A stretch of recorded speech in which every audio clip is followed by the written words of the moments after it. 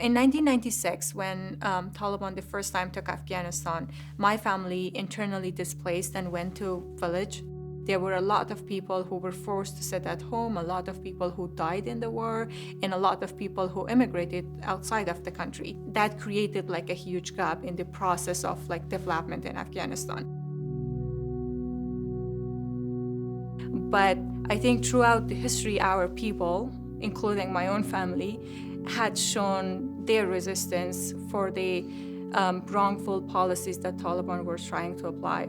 You could see majority of women being like at the parliament, being ministers, being ambassadors, going to UN, and as a diplomat to other countries, becoming like judges, lawyers. So 20 years, I think we had a lot of achievements in 20 years.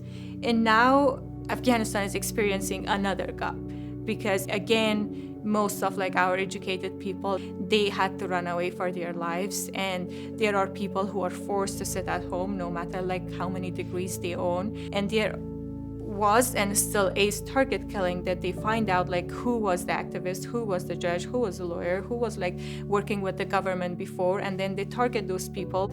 But it's again creating a huge gap in the development of Afghanistan. And our next generation has to go through the same process that we did during the past 20 years.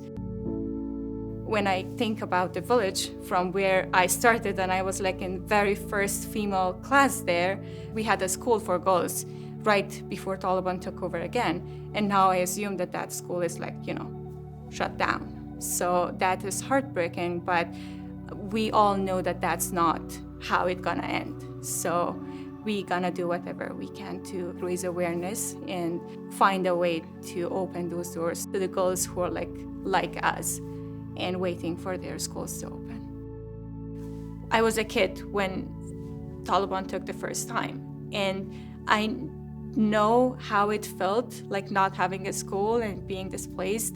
So every time that I was losing hope and every time that I was getting disappointed, I was saying that, okay, tomorrow will be better. And then tomorrow was bad, and then I would be like, the day after tomorrow will be better. And just keeping for that better day to come. I want the young girls right now in Afghanistan to just do the same and keep going until that better tomorrow comes. And for sure, it will come because it happened to us.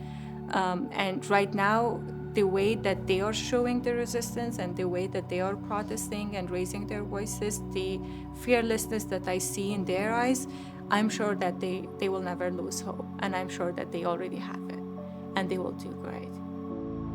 Zamira Saidi.